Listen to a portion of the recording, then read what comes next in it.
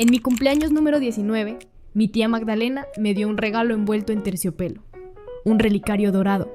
Cuando lo abrí, frente a ella y sus amigas de la iglesia, sonrió y dijo con voz solemne que tenía 9 meses para embarazarme, o perdería todo mi fondo universitario y la herencia de mis padres.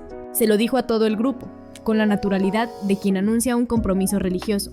Sentí que el suelo se hundía bajo mis pies. Mis padres habían muerto cuando yo era pequeña, y desde entonces mi tía había sido mi tutora legal. Administraba el seguro de vida de ellos y mi fondo universitario, usándolo siempre como un látigo para controlarme. Durante años pensé que era estricta, solo eso, pero ese día entendí que todo había sido un plan calculado. Mi tía siempre creyó que su infertilidad era un castigo divino. Decía que Dios la había privado de hijos, pero que le había dado otra oportunidad conmigo. Quería criar a un bebé a través de mí. El ultimátum. No era la primera vez que mencionaba la maternidad. Desde que llegué a la adolescencia, me soltaba frases sueltas. Las muchachas jóvenes tienen los mejores embarazos. Ser madre temprana es una bendición. No esperes tanto, el cuerpo sabe cuándo es su tiempo. Yo pensaba que eran comentarios anticuados. Nunca imaginé que estuviera preparando un ultimátum. En esa cena de cumpleaños, frente a más de una docena de feligreses, lo volvió realidad. El relicario brillaba en mis manos, pero en realidad era un grillete. Dentro llevaba un chip de rastreo que monitoreaba mi ubicación y enviaba alertas si me acercaba a clínicas médicas. Mi tía lo explicó con orgullo, como si hubiera sido una innovación piadosa. Además, ya tenía candidatos. 3 jóvenes de su iglesia, bien parecidos, educados, hijos de familias respetadas, que supuestamente me cortejarían. Las citas y estudios bíblicos estaban calendarizados como si fueran exámenes de escuela. Ellos sabían del plazo de 9 meses y competían entre sí por ser el padre. La promesa era clara. Quien lograra embarazarme tendría el apoyo económico y espiritual de mi tía. La doble vida. No podía respirar en esa casa. Así que busqué refugio trabajando en la librería del campus. Ahí conocí a Emilio, un chico de mi edad, tranquilo, de sonrisa fácil. Fue el primero en notar que mi relicario siempre brillaba con una pequeña luz. ¿Qué trae?, me preguntó un día mientras acomodábamos libros. Yo no quería hablar, pero cuando me insistió con amabilidad, me quebré. Le conté todo, el ultimátum, los muchachos de la iglesia, el chip en el relicario. Emilio me escuchó horrorizado. «Eso no es normal, Camila», dijo con firmeza. «No puedes dejar que ella decida sobre tu vida así». Por primera vez alguien me creyó. Empezamos a investigar opciones legales. Emilio me llevaba en su coche a consultas con abogados. Todos coincidían. Mientras no cumpliera 21 años, mi tía tenía control total sobre los fondos y sobre mí como tutora. «Entonces no hay salida», dije llorando, en una de esas reuniones. «Claro que la hay». «Claro que la hay», respondió Emilio, poniéndome la mano en el hombro. «Vamos a encontrarla». El único refugio, mi tía no tardó en escalar la presión. Si pasaban semanas sin noticias de un embarazo, organizaba citas médicas con un doctor de la iglesia, el doctor Salgado, que me daba vitaminas sospechosas. Decía que eran suplementos para fortalecer mi fertilidad. Después de tomarlas, me mareaba y me dolía la cabeza. Los muchachos se volvían cada vez más agresivos. Uno me susurró al oído, en un estudio bíblico: «Recuerda que el tiempo corre». Me sentía atrapada. Cada vez que el asedio se hacía insoportable, huía al apartamento de Emilio. Él me recibía con té caliente y palabras de aliento. Me dejaba llorar en su sillón hasta que me quedaba dormida. Más de una vez desperté desorientada, con la ropa algo arrugada, pero él siempre tenía explicaciones. «Te desmayaste del estrés, no te preocupes, aquí estás a salvo». Quería creerle. Necesitaba creer que había alguien seguro en mi vida. La rebelión. Al mismo tiempo, empecé a rebelarme contra mi tía. Si quería doblegarme con religión, yo la ridiculizaba en su propio terreno. En medio de un servicio dominical, anuncié en voz alta que me había bajado la regla. Varias señoras se escandalizaron y la cara de mi tía se tensó de furia. A los chicos del seminario les dije que tenía una ETS inventada, solo para que se alejaran. Funcionó con 2, pero ella trajo a otros 2 más. Yo estaba perdiendo la guerra, pero por dentro sentía que recuperar pequeñas victorias era vital. Y siempre estaba Emilio, mi roca. Cuando me llamaba para invitarme a cenar o a repasar planes de escape, yo corría. Creí que era mi aliado verdadero. El plan de fuga. Pasaron los meses y la desesperación creció. Emilio propuso una salida. «Tengo una hermana que vive a 3 estados de aquí. Dice que puede darte trabajo en su restaurante. Ahí puedes esconderte hasta que cumplas 21. Me lo dijo con la convicción de quien da la única salida posible. Comencé a empacar poco a poco. Le dije a mi tía que las bolsas eran donaciones para la iglesia. Emilio ya tenía su coche listo, y yo guardaba un sobre con los pocos ahorros que había juntado en la librería. La libertad estaba cerca. La traición. Un día, después de mi turno, Emilio me escribió: ven a mi apartamento, vamos a repasar los últimos detalles. Llegué confiada, y me encontré a mi tía Magdalena sentada en el sillón, sonriendo como una araña en su tela. Tenía en las manos unos papeles. $8,000, dijo levantándolos. Eso es lo que tu amiguito debe en préstamos estudiantiles. ¿Adivina quién le ofreció pagarlos? Emilio no me miraba. El estómago se me revolvió. Ella continuó con calma. ¿De verdad pensabas que podías escapar? Yo lo contraté desde el inicio, en la librería. Cada plan de huida, cada visita al abogado, cada noche que pasaste aquí, yo lo supe todo. El mundo me dio vueltas. Quise gritar, pero mi garganta se cerró. Enséñale las pruebas, ordenó mi tía. Con manos temblorosas, Emilio sacó de un cajón papeles, pruebas médicas, análisis, tests de embarazo. Todos positivos, murmuró, sin levantar la vista. Nunca recordabas bien las noches, Camila. Él te ayudaba con eso. Yo solo quería que uno resultara, para que terminara todo. Sentí que las piernas me fallaban. Recordé cada vez que desperté en su sillón con la ropa desordenada, y todo cobró sentido. Ya está hecho, añadió, cerrándome el paso hacia la puerta. Ya estás embarazada, déjala ayudarte ahora. Mi tía sonrió con una calma monstruosa. Este fue siempre el plan de Dios, dijo, sacando otro sobre. Dentro había papeles de adopción. Su nombre aparecía como la tutora del bebé. Después de que des a luz, podrás ir a la universidad, explicó. Todos ganamos. Un rugido me salió del pecho. Agarré una lámpara de la mesa y la estrellé contra la cabeza de Emilio. Tropezó aturdido y aproveché para correr a la puerta. Los vecinos se asomaron cuando me vieron gritar. Me drogó, me embarazó, ella lo planeó todo. Emilio me perseguía, gritando. Está teniendo un episodio, ayúdenme a controlarla. Pero yo seguí vociferando la verdad.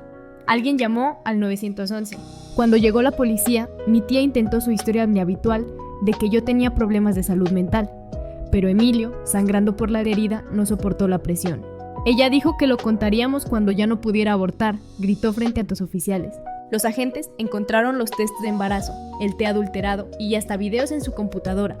Los arrestaron a ambos, mientras yo me quedaba de pie, paralizada, viendo cómo se los llevaban en la patrulla. Mi tía, desde la ventana del coche, sonrió y articuló con los labios. Nos vemos en 9 meses. Miré mi vientre, entendiendo que tenía razón. Ya no había escapatoria.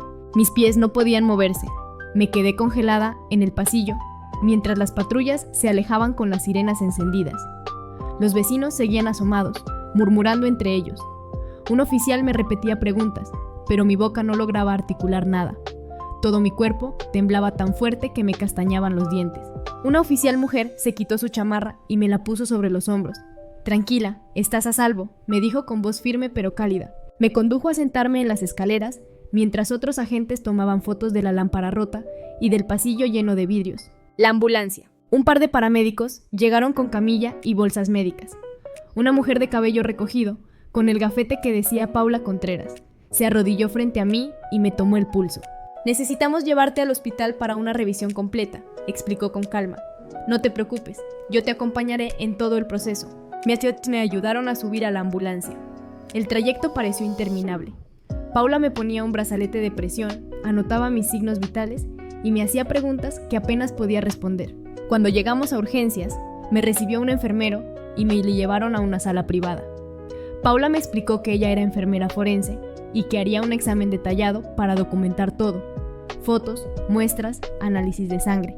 Yo lloraba mientras asentía. Eres valiente por estar aquí, me repetía, mientras me entregaba una bata limpia. El examen duró horas.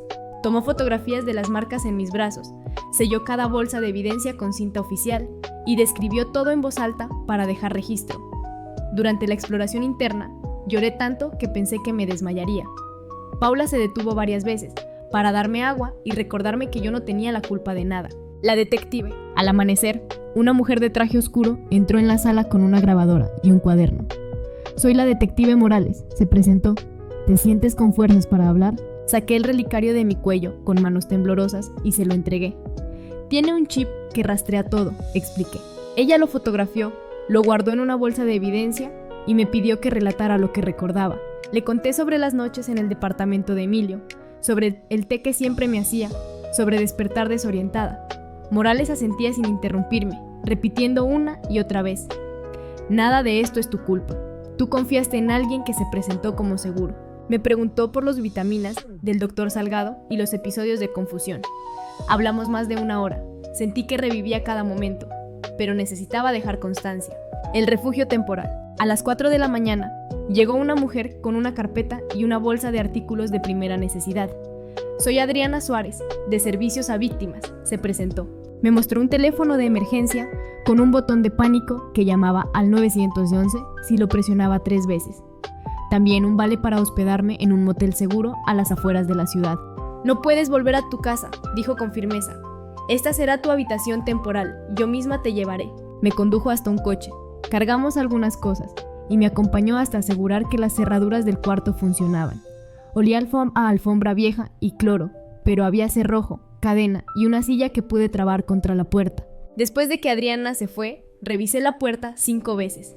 Me senté junto hasta la ventana, mirando cada sombra del estacionamiento, hasta que el cansancio me venció en ráfagas de sueño de 10 minutos. Soñaba que despertaba en el sillón de Emilio y sentía sus manos sobre mí. Primeras llamadas. Por la mañana recibí una llamada de un número desconocido. Soy el fiscal Javier Barrera, dijo al otro lado. Te explicaré cómo avanzará el caso. Me habló de cargos, de audiencias preliminares, de plazos. Las palabras legales me mareaban, pero me prometió repetir todo en persona cuando me sintiera lista. 1 hora después llamó el LIC, Ramírez, de la oficina universitaria. Explicó que Emilio estaba suspendido y prohibido en el campus mientras investigaban. Habló de medidas de seguridad, pero solo pensar en volver a la escuela me revolvía el estómago. La confirmación. 3 días más tarde, Adriana me acompañó a una clínica de salud para mujeres. La doctora encendió el ultrasonido y deslizó la sonda sobre mi vientre. En la pantalla apareció una diminuta mancha. Tienes unas 6 semanas de embarazo, dijo con voz neutra. Me entregó impresiones del ultrasonido, que rechacé, y explicó mis opciones sin presiones. La realidad me golpeó con la fuerza de un puñetazo. Estaba embarazada de alguien que me había drogado. Lloré hasta quedarme sin aire. La enfermera me abrazó y me repitió que no estaba sola.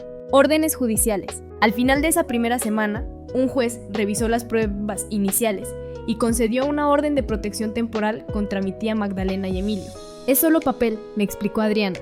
No es un muro, pero significa que serán arrestados si se acercan a ti. Esa misma tarde, mi tía pagó una fianza de 50,000 pesos para salir. 2 horas después, empezaron a llegar mensajes a mi celular desde números desconocidos. Eres una mentirosa. Una buena cristiana jamás inventaría algo así. Las falsas testigos terminan mal. Las citas bíblicas acompañaban cada amenaza.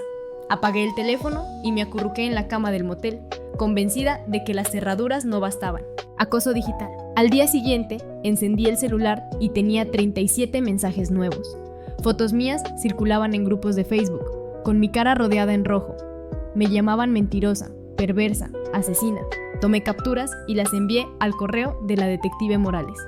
Respondió en menos de 1 hora. Gracias. Todo se agregará al expediente. Pero cada notificación nueva hacía que me temblaran las manos peor. Terapia. 2 días después, Adriana me llevó a conocer a la doctora Herrera, una psicóloga de cabello canoso y ojos amables. No tienes que contar todo hoy, me dijo en la primera sesión. Solo lo que puedas manejar. Cuando intenté relatar lo ocurrido, mi mente se nubló. Herrera me enseñó una técnica. Nombrar 5 cosas que podía ver, 4 que podía tocar, 3 que podía escuchar. Esa práctica me regresaba al presente cuando la ansiedad me arrastraba. Salí de ahí con la certeza de que al fin alguien podía sostenerme, sin juzgarme. Un cuarto nuevo. 3 días después, la universidad me asignó un cuarto individual en una residencia de emergencia. Cerraduras nuevas, una salida trasera poco usada. Pasé horas planeando rutas seguras hacia mis clases, evitando la librería donde había trabajado con Emilio. Era pequeño, pero mío. Nadie más tenía la llave. Mientras desempacaba, la detective Morales me llamó. Su voz era cuidadosa. Encontramos videos en la computadora de Emilio. No tienes que verlos, y sinceramente no te recomiendo hacerlo. Pero confirman lo que denunciaste. Corrí al baño a vomitar. La certeza de que había pruebas reales me aliviaba y al mismo tiempo me revolvía el estómago. Más cargos. La semana siguiente, el fiscal Barrera presentó cargos formales: abuso sexual conspiración y suministro de drogas sin consentimiento. El doctor Salgado también estaba bajo investigación por recetar sustancias controladas de manera ilegal. Mi tía, en represalia, congeló todas mis cuentas. No tenía dinero ni para pasta de dientes. Adriana me ayudó a llenar solicitudes para un fondo de compensación a víctimas y me llevó a un banco de alimentos. Empecé a escribir todo en un cuaderno. Autos sospechosos, mensajes anónimos, personas que me miraban raro en la cafetería. Llené 3 libretas en 2 semanas. Ponerlo en papel me daba la ilusión de control. Audiencia de fianza. 3 semanas después ocurrió la audiencia para revisar la fianza de mi tía. El fiscal Barrera presentó impresiones de los mensajes de acoso. El juez, al leerlos, ordenó un brazalete de rastreo GPS para Magdalena y prohibió que se acercara a menos de 150 metros del campus. Fue un pequeño respiro, aunque seguía sintiendo que el papel no podía protegerme. Confirmaciones médicas. 2 días después recibí el reporte toxicológico de la noche del arresto. Altos niveles de benzodiazepinas en mi sangre, las mismas que contenían las vitaminas que me daba el doctor Salgado.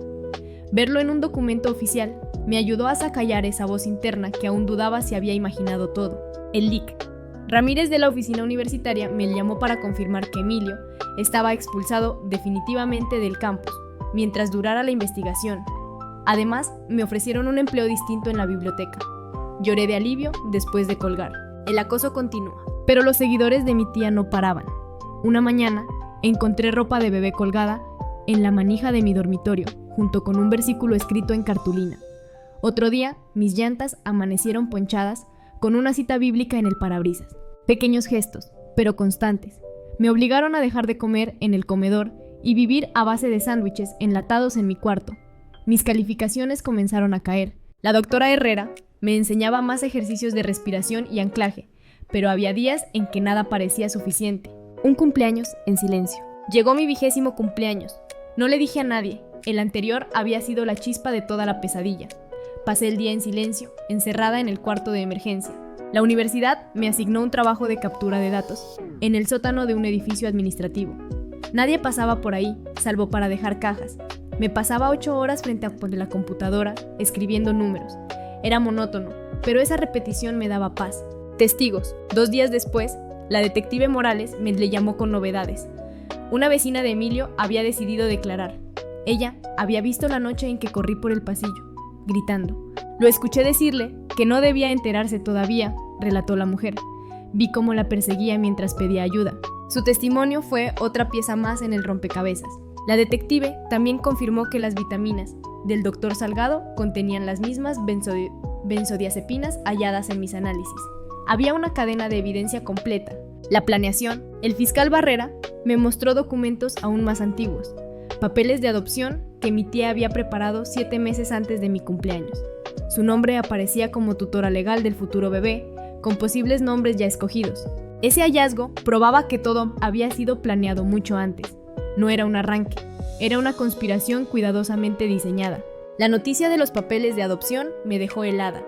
Saber que mi tía Magdalena había planeado cada detalle meses antes de mi cumpleaños me confirmó algo que temía. Para ella, yo nunca había sido una sobrina, sino un simple recipiente. El fiscal Javier Barrera colocó los documentos frente a mí en su oficina. Las hojas mostraban fechas, firmas preparadas, hasta posibles nombres para el bebé que ella esperaba arrebatarme. Esto demuestra premeditación, explicó con voz firme. No fue un arrebato, Camila. Fue una conspiración cuidadosamente estructurada. Sentí un vacío en el estómago. Parte de mí quería vomitar, otra parte quería gritar. El hostigamiento no cesa. Aunque mi tía estaba bajo custodia con brazalete electrónico, sus simpatizantes encontraban maneras de llegar hasta mí. Una mañana, al abrir la puerta de mi cuarto, en la residencia de emergencia, encontré una caja envuelta en papel rosa. Dentro había ropita de bebé y una Biblia con mi nombre grabado en letras doradas. La nota, con la caligrafía de Magdalena, decía: Dios te perdonará si haces lo correcto y me entregas a tu hijo. Llamé acá a la policía de inmediato. La detective Morales acudió acá a recoger la caja como prueba de que Magdalena seguía violando la orden de restricción a través de terceros. Pero, aunque la evidencia se acumulaba, yo seguía sintiendo que el papel no me protegía de nada. Manifestantes en la universidad. Días después, al dirigirme a clase por la entrada trasera del campus, escuché gritos. Un grupo de manifestantes sostenía carteles con mi rostro, sacado de mi credencial universitaria. Las pancartas tenían frases como: el aborto es asesinato. Camila, Dios ve tus pecados. Algunos incluso gritaban mi nombre completo. La seguridad del campus me acompañó hasta adentro, pero me dijeron que no podían desalojarlos porque estaban en propiedad pública. Caminé con la cabeza gacha, sintiendo que todos me observaban. El eco de los insultos seguía en mis oídos. Esa noche no pude dormir. Cada vez que cerraba los ojos, veía los carteles con mi cara tachada en rojo. La terapia como ancla. La doctora Herrera, mi psicóloga, me enseñó a enfrentar las crisis de pánico, con técnicas de anclaje. 5 cosas que ves, 4 que puedes tocar, 3 que puedes oír, me repetía. En las sesiones hablábamos de cómo mi tía había torcido la fe religiosa para manipularme. Yo crecí en esa misma iglesia, rodeada de himnos y sermones. Ahora, cada versículo bíblico se sentía como un cuchillo. Necesitas separar tu espiritualidad de la violencia que ella cometió, me dijo la doctora. No permitas que te robe también eso. Me aferré a esas palabras. Decisiones difíciles. La realidad de mi embarazo era como un peso constante. Una tarde me senté frente a la computadora y busqué clínicas en condados lejanos.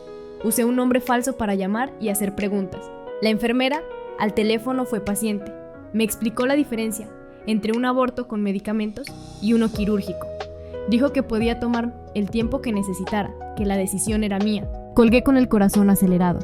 No estaba lista para decidir, pero al menos tenía información en mis manos. Más pruebas contra Emilio. Mientras tanto, la investigación contra Emilio avanzaba. La detective Morales me contó que una vecina suya había declarado oficialmente. La escuché gritar que la habían drogado y que había pruebas de embarazo, dijo la mujer en su testimonio. Lo vi correr tras ella, intentando arrastrarla de nuevo al apartamento. Ese relato coincidía con lo que yo había contado. Tener una voz externa que confirmara mi versión me hizo llorar de alivio. Además, los análisis de las vitaminas que me había dado el doctor Salgado demostraron la presencia de benzodiazepinas, las mismas que aparecieron en mi sangre aquella noche. La conspiración se dibujaba con cada vez más claridad. No eran imaginaciones mías, había una red organizada. Audiencia de revisión de fianza. 3 semanas después, asistí a la corte para una audiencia de revisión de fianza de mi tía. El fiscal Barrera presentó capturas de los mensajes y las fotos de los paquetes que me habían dejado. El juez frunció el ceño. La señora Magdalena Torres está utilizando terceros para hostigar a la víctima, dijo con severidad. Ordenó monitoreo GPS más estricto y prohibición absoluta de acercarse al campus o a la residencia universitaria. Era un triunfo legal, pero yo seguía mirando sobre mi hombro cada vez que caminaba, sola. Un regalo envenenado. Una semana después, al volver del trabajo en la biblioteca, encontré otro sobre bajo mi puerta. Reconocí la letra de mi tía. Todavía tienes tiempo de enmendar tus errores. Entrégame al bebé y Dios te bendecirá. Tomé fotos y llamé a la detective Morales. El fiscal añadió el incidente a la lista de violaciones a la orden. La rabia se mezclaba con miedo. ¿Cuántas veces más intentaría contactarme? La audiencia universitaria, el LIC. Ramírez, de la oficina universitaria, me citó para hablar del caso de Emilio. Me explicó que estaba oficialmente expulsado y prohibido en cualquier instalación del campus. También anunció nuevas medidas de seguridad, capacitaciones obligatorias para personal, revisiones de antecedentes en cada contratación. Tu caso reveló vacíos graves, me dijo. Gracias a ti, esto no volverá a pasar con otros estudiantes. Sentí una extraña mezcla de alivio y tristeza. Nada me devolvería lo que me había arrebatado Emilio, pero al menos otras chicas estarían más seguras. La audiencia del DIF. Una trabajadora del DIF me citó para evaluar si yo estaba en condiciones de seguir estudiando y cuidando de mí misma. Mi tía había intentado alegar que yo era mentalmente inestable y que necesitaba tutela permanente. La entrevista fue dura. Me hicieron preguntas sobre mis rutinas, mis estudios, mis emociones. Salí agotada, temiendo que las palabras de mi tía pudieran más que mi verdad. Días después, la trabajadora me llamó. Concluimos que eres perfectamente capaz de tomar tus decisiones. Tu tía no tendrá poder sobre ti. Me derrumbé en lágrimas de alivio. Otro de sus tentáculos había sido cortado. El impacto en la salud mental. A pesar de los avances legales, mi salud mental estaba hecha trizas. En la biblioteca, durante una pausa, alguien preparó té en la sala de descanso. El aroma me golpeó como un flashback, el mismo sabor amargo del té de Emilio. Mis manos empezaron a temblar tanto que dejé caer la taza y se hizo añicos en el suelo. Me quedé paralizada, hiperventilando. Mi supervisora me acompañó afuera y me recomendó tomar una licencia médica temporal. La doctora Herrera me explicó después que esos eran desencadenantes normales. Tu cuerpo recuerda, incluso cuando tu mente quiere olvidar, dijo con suavidad. La red de apoyo. En medio del caos, Adriana insistió en que me uniera a un grupo de apoyo para sobrevivientes. Al principio me resistí, pero un jueves en la noche la acompañé. La sala era pequeña, con un círculo de sillas y una caja de pañuelos en el centro. Había mujeres y hombres de diferentes edades. Cada uno compartió sus luchas y pequeñas victorias. Cuando llegó mi turno, apenas pude decir, estoy viva. Todos asintieron. Nadie me presionó.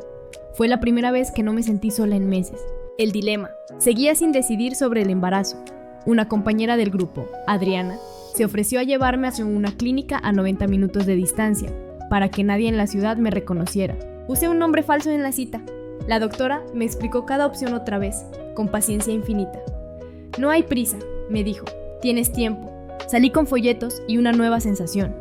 Por primera vez, la decisión era mía, no de mi tía, ni de Emilio, ni de nadie. El acoso público. Pocos días después, alguien filtró mi nombre en un blog local. El titular decía, la estudiante involucrada en el escándalo del embarazo del campus.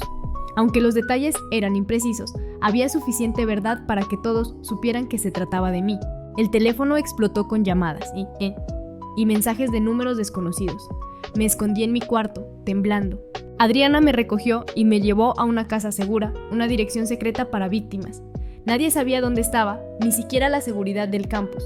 Tenía cerraduras electrónicas y guardias discretos. Por primera vez en semanas, pude dormir sin revisar la puerta cada 10 minutos. La audiencia de protección. El viernes siguiente, fui a la corte para la audiencia de orden de protección permanente.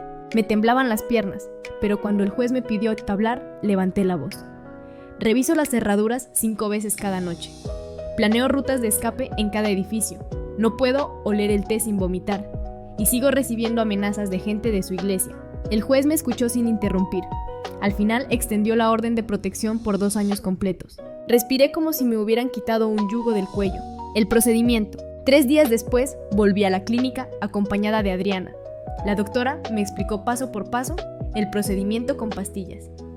La primera detendrá el embarazo, dijo. La segunda, que tomarás mañana en casa, provocará el proceso. Me dio un número de emergencia disponible 24 horas. La enfermera me sostuvo la mano mientras tragaba la primera pastilla. Al día siguiente, Adriana me acompañó en mi cuarto seguro. Me trajo agua y compresas calientes mientras yo lloraba con los cólicos más fuertes de mi vida. Fue doloroso, pero también liberador. Mi cuerpo volvía a ser mío. La caída de Magdalena. Esa misma semana, el juez revocó la fianza de Magdalena por violar repetidamente la orden de restricción. Fue llevada a la cárcel del condado hasta Dormí 8 horas seguidas por primera vez desde el arresto inicial.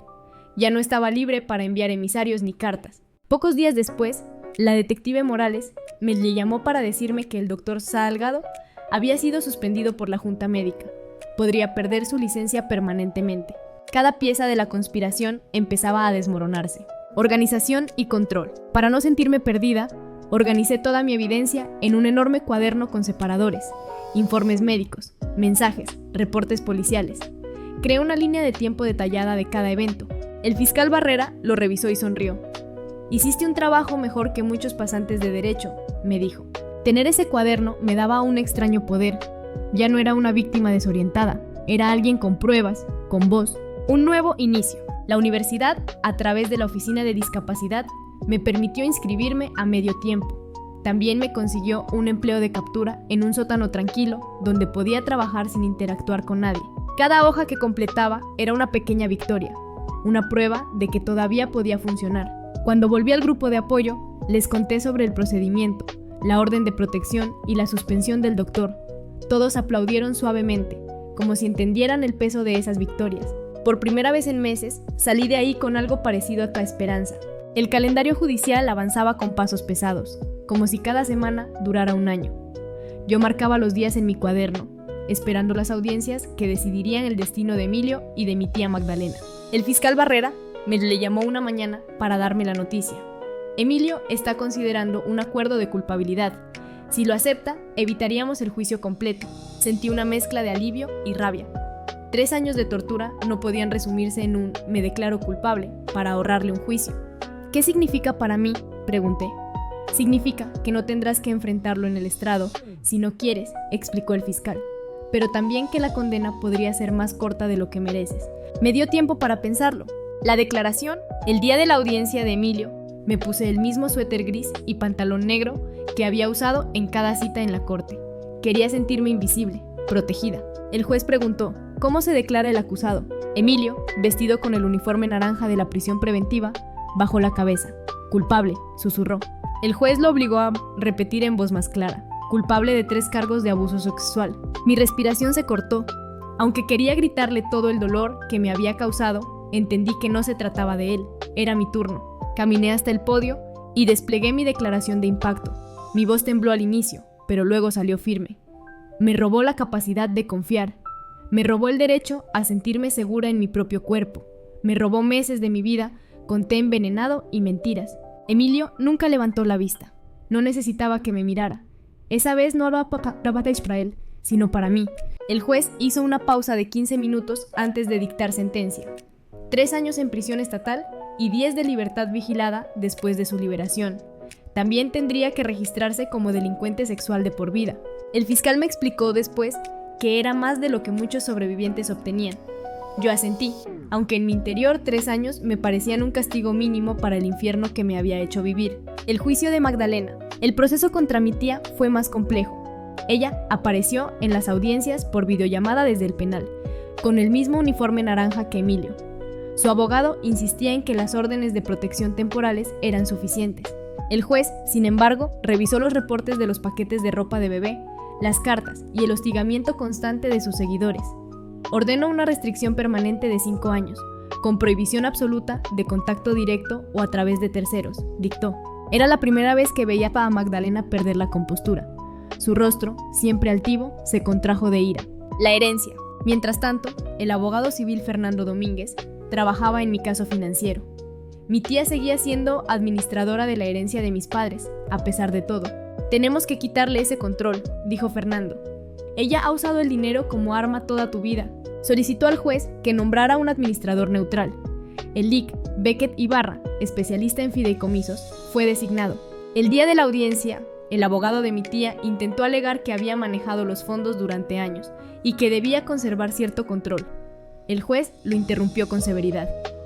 Los actos criminales de la señora la descalifican de inmediato. Así, Beckett se convirtió en mi nuevo tutor financiero. Por primera vez, tuve acceso directo a dinero para mis gastos, sin que Magdalena lo usara como cadena. El peso de la fe, la iglesia a la que pertenecía mi tía, emitió un comunicado público distanciándose de sus actos. Sus acciones no representan los valores de nuestra congregación, decían. Pero los feligreses no eran tan diplomáticos. Recibía mensajes diarios en redes sociales llamándome mentirosa, acusándome de destruir a una buena mujer. Bloqueaba a cada uno, pero siempre aparecían más.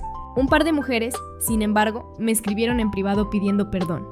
Siempre sospeché de su obsesión con la fertilidad, pero no supe cómo hablar, admitió una.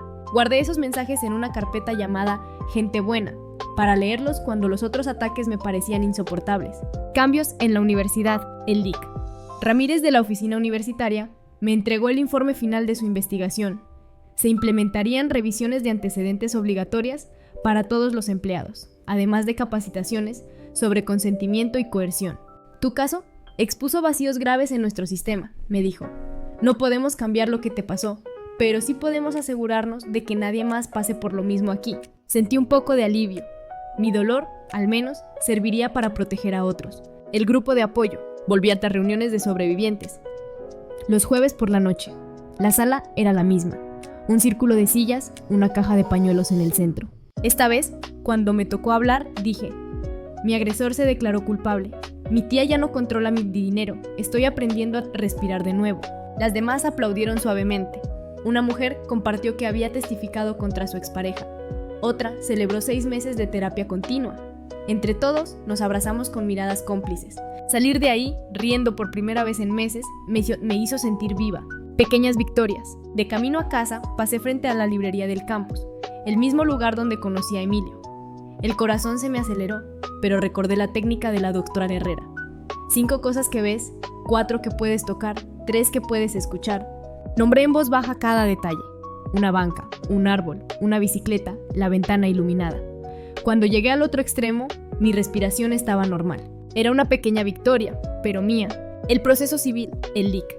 Domínguez me mostró correos electrónicos que habían salido a la luz durante la fase de descubrimiento civil. Eran de hace 3 años. Mi tía intercambiaba mensajes con el doctor Salgado sobre tratamientos de fertilidad, planeando el momento en que yo cumpliría 19. Incluso discutían qué estudiante sería más fácil de manipular. Emilio apareció en esa lista por sus deudas. Leer esas palabras me revolvió el estómago. No era un error, no era un desliz. Habían planeado mi abuso como si fuera un proyecto de negocios. Fernando me aseguró que esas pruebas reforzarían la demanda por daño moral, conspiración y violación de mi privacidad. El cuerpo es mío. Meses después, en una sesión con la doctora Herrera, me pidió repetir una frase en voz alta. Mi cuerpo me pertenece. Las primeras veces, las palabras me hacían llorar. Ese día, sin embargo, algo cambió. Lo dije y sonó verdadero. Me quedé en silencio, sintiendo cómo la verdad se asentaba en mi pecho. Una vida nueva. Con ayuda de la oficina de discapacidad, conseguí un empleo estable en un sótano administrativo. 8 horas al día tecleando números en hojas de cálculo. Nadie me molestaba, nadie me observaba. Cada archivo completado era un recordatorio de que todavía podía ser funcional. Más tarde, me mudé a un pequeño departamento compartido con Maya, una compañera del grupo de apoyo. Entendía mis manías. Revisar las cerraduras 2 veces antes de dormir, sobresaltarme con ruidos repentinos. Ella también tenía sus propios fantasmas, así que hicimos un pacto, cuidarnos mutuamente. Decoramos el espacio con lámparas suaves y plantas colgantes. Era modesto, pero era hogar. Cierre de un ciclo. Cuando me entregaron el locket dorado como evidencia procesada, lo observé en silencio. Durante meses había sentido su peso en mi cuello, como un grillete. Se lo entregué de inmediato a la detective Morales, para que lo guardara en los archivos judiciales. Sentí que mi cuello se aligeraba, aunque hacía meses que no lo usaba. Un nuevo rumbo. Al final del semestre, aprobé 2 materias y me retiré de una tercera. No era perfecto, pero era progreso. Mientras acomodaba mis cosas en el nuevo departamento, pensé en cambiar de carrera. La psicología me atraía. Quería entender cómo era posible sobrevivir a algo así y ayudar a otros. Abrí mi laptop y comencé a escribir mi historia. No para que me creyeran ni para justificarme, sino para usar mi propia voz. El peor regalo que había recibido no era un relicario, sino la mentira disfrazada de amor. Pero ahora la historia la escribía yo. Cuando terminó el último juicio, salí de la corte con un vacío extraño. Había esperado ese momento por años, soñando con sentir alivio, paz, quizá hasta felicidad. Pero lo que sentí fue silencio, un silencio pesado que me acompañó hasta el estacionamiento. La detective Morales me alcanzó. Se acabó, Camila. Hiciste todo lo que estaba en tus manos. Asentí, pero mis piernas temblaban. El fin de los juicios no significaba el fin de mis recuerdos, la rutina de la normalidad. Los meses siguientes me dediqué a reconstruir una rutina. Al principio, cada mañana era una lucha. Levantarme, bañarme, comer algo. La doctora Herrera me decía que esas eran victorias pequeñas, pero yo me sentía ridícula celebrando cosas tan básicas. No son básicas cuando tu mundo se derrumba, me corregía con firmeza. Cada paso que das es un acto de resistencia. Me aferré a esa idea. Hice listas con tareas simples. Pagar la luz, comprar pan, asistir a clase. Marcar cada cosa me daba la sensación de control que tanto me habían robado. La terapia como brújula. Continué yendo a terapia semanal. En una sesión, la doctora me pidió que imaginara a mi yo de 19 años, la chica que abrió un relicario en su fiesta de cumpleaños y descubrió que su vida había sido planificada por otros. ¿Qué le dirías a esa Camila?, preguntó. Cerré los ojos. La vi frente a mí, con el cabello recogido y los ojos asustados. Quise abrazarla. Le diría que no está sola, que sobrevivirá, que algún día volverá a reír sin miedo. La doctora sonrió. Eso es lo que estás haciendo ahora, cuidar a esa versión de ti que fue traicionada. No traicionada. El grupo de apoyo. Los jueves seguí asistiendo al grupo de sobrevivientes. Con el tiempo, dejé de ser la chica que lloraba en silencio y empecé a hablar más. Me creí rota para siempre, les confesé una noche, pero ahora me doy cuenta de que sigo aquí, respirando, y eso ya es una forma de victoria. Las demás asintieron. Una mujer me abrazó después de la reunión y me dijo: tus palabras me dieron fuerza. Fue la primera vez que pensé que mi historia podía servir para algo más que para atormentarme. La sombra de la fe. Mi relación con la fe era complicada. Cada vez que escuchaba un himno de iglesia, me tensaba. La manipulación de Magdalena había manchado algo que alguna vez me dio consuelo, La doctora Herrera me animó a explorar otras formas de espiritualidad. Empecé a meditar con música suave. Leía sobre filosofías de autocuidado. Incluso asistía a un taller de escritura terapéutica. Escribí un poema donde convertía el relicario en cenizas, y al final yo caminaba libre con las manos abiertas. Lloré al leerlo en voz alta, pero también sentí alivio. Las pesadillas. Las noches seguían siendo difíciles. Soñaba que Emilio estaba sentado en mi sillón, ofreciéndome té. Soñaba que Magdalena sostenía a un bebé que decía ser mío. Despertaba empapada en sudor, revisando cada cerradura del departamento. Maya, mi compañera de piso, ya sabía el ritual y a veces lo hacía conmigo en silencio, hasta que podía volver al acostarme. Poco a poco, los sueños empezaron a espaciarse. Ya no eran todas las noches, sino 1 o 2 veces por semana. Era progreso, aunque el miedo nunca desaparecía del todo. Los estudios. Volví a inscribirme a tiempo completo en la universidad. Cambié de carrera, pasé de literatura a psicología. Quería entender cómo la mente podía sobrevivir al trauma y cómo acompañar a otros. Los primeros días me sentía fuera de lugar. Miraba a mis compañeros reír en los pasillos y me preguntaba si alguna vez volvería a sentir esa ligereza. Pero en una clase de psicología clínica, la profesora habló de resiliencia, la capacidad de volver a levantarse después del dolor. Apunté la palabra en mayúsculas en mi cuaderno. Resiliencia. Decidí que sería mi mantra. La independencia, con el apoyo del LIC. Ibarra, el nuevo administrador de mi herencia. Por fin tuve acceso a mis propios recursos. Pude alquilar mi propio espacio, un pequeño departamento en un 3er piso, con ventanas grandes que dejaban entrar la luz de la tarde. Colgué cortinas amarillas y llené la sala de plantas. Por primera vez en años, sentí que ese lugar era completamente mío. Invité a Sofía y Diego, los hijos de Maya, a ayudarme a decorar. Pintaron dibujos que colgué en la cocina. Cada trazo infantil me recordaba que la vida podía seguir, aunque cargara cicatrices. El encuentro inesperado. Un día, al salir de la biblioteca, alguien me llamó por mi nombre. Me giré y vi hacia Andrés, un excompañero de secundaria que ahora estudiaba Derecho. Leí sobre tu caso en las noticias, dijo con cautela. Solo quería decirte que admiro tu valentía. Por un instante quise huir. No estaba lista para que me definieran por el peor capítulo de mi vida. Pero su mirada era sincera, sin morbo. Platicamos unos minutos. Me habló de su sueño de ser abogado defensor de víctimas. Yo le conté que estudiaba psicología. Cuando nos despedimos, sentí algo que no había sentido en mucho tiempo, curiosidad por alguien. El cierre con mis padres. Una tarde visité la tumba de mis papás. Llevé flores frescas y me senté en el césped. Me hubiera gustado que me protegieran de todo esto, susurré, pero también sé que me enseñaron a luchar. Saqué de mi mochila el relicario dorado que me habían devuelto como evidencia cerrada. Lo coloqué sobre la tierra y lo cubrí con piedras. No lo volveré a cargar, aquí se queda. El viento sopló suave y por primera vez no sentí que el peso del objeto estuviera sobre mí. El futuro. En mi último semestre, escribí un ensayo sobre trauma y resiliencia, usando fragmentos de mi propia experiencia. La profesora lo leyó en voz alta en clase, con mi permiso. Mis compañeros aplaudieron y yo sentí que la voz que alguna vez me quitaron ahora se hacía escuchar fuerte. Pensé en aplicar para prácticas en un centro de apoyo a víctimas. Quería convertir mi dolor en una herramienta para otros. Una noche, en el grupo de apoyo, compartí esa idea.